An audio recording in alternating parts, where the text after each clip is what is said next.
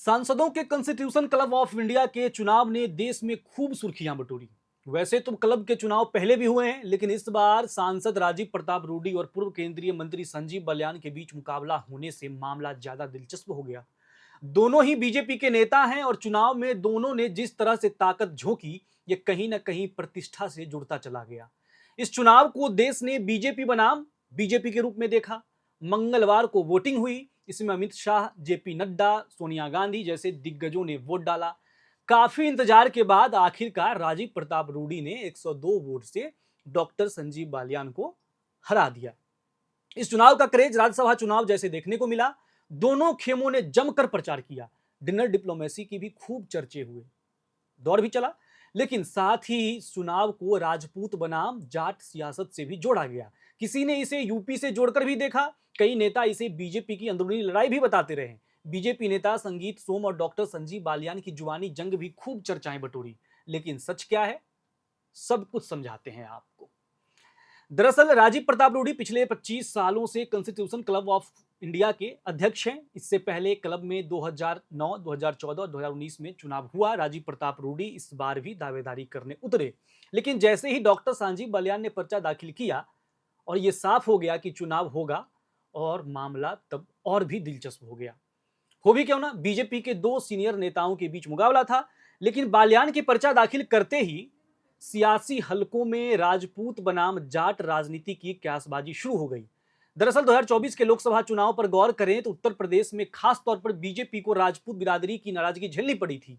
CM Yogi Adityanath भी राजपूत बिरादरी से ही आते हैं, लेकिन बीजेपी यहां चुनाव में सपा के बाद दूसरे नंबर की पार्टी बनकर रह गई।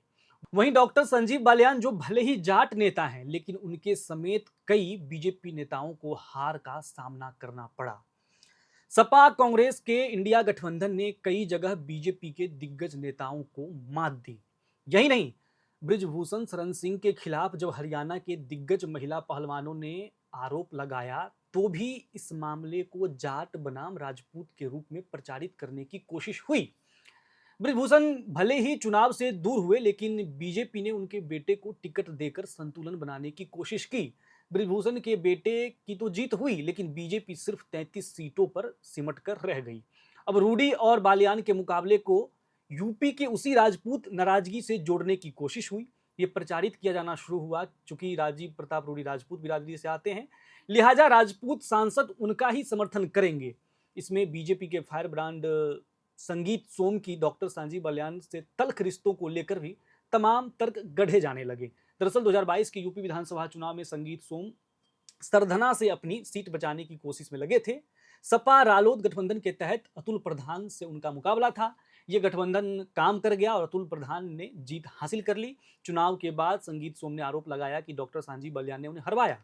वह जाट नेता हैं और इसी क्षेत्र से सांसद भी हैं, लेकिन उन्होंने जाटों के वोट नहीं दिलाए। यहां से दोनों नेताओं में सियासी अदावत शुरू हो गई।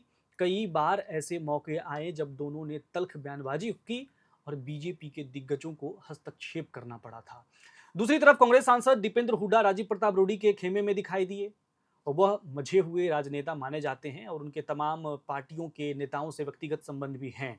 इस स्थिति से कहीं ना कहीं इशारा कर दिया गया था कि विपक्ष ने अपना प्रत्याशी इन्हें ही चुन लिया है।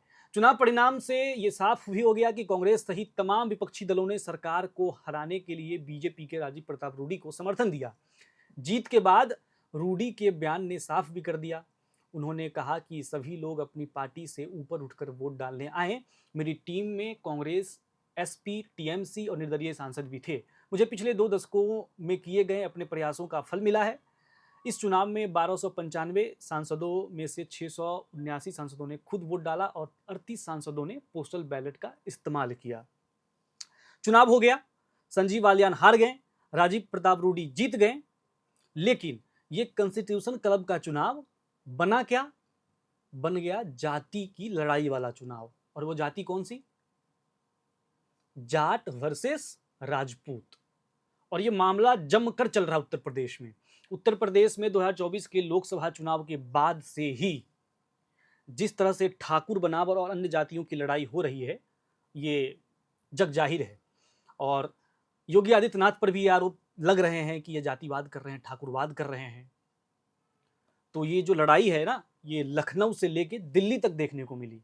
इस चुनाव को राजपूत बनाम जाट कर दिया गया। संजीव बालियान की भी वैसे भी आप देखते होंगे कि मामला जो है, कहा जाता है कि उनकी जो राजनीति है वो योगी आदित्यनाथ के खिलाफ चल रही है, और कई सारे ऐसे मामले आए हैं। लेकिन आप क्या सोचते हैं कॉन्स्टिट्यूशन क्लब ऑफ इंडिया के इस चुनाव के बारे में? क्या कुछ हुआ है, और क्या वाकई में आपको भी लगता है कि ये वाकई में जाट बनाम राजपूत की लड़ाई थी? तो आप कमेंट बॉक्स में लिख कर बताइए, और चैनल को सब्सक्राइब जरूर कीजिए।